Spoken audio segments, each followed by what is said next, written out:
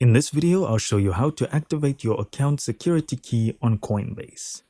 So if you just got a new security key, here is how you are going to activate it with Coinbase. What you're going to do is go to the top right, click on your profile icon, then manage account.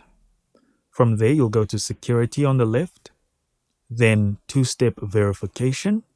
You need to disable text message, and now they'll ask you for your passkey, which I use my phone for. So I'll just scan this quickly. Alternatively, if you get yours from text message, just choose the text message option. All right, now you'll see we have the option that says add security key. And when we click on that, the next screen will click on continue. I'll need to sign in with my passkey again, so I'll scan. And now you'll see the start registration option. So click on that.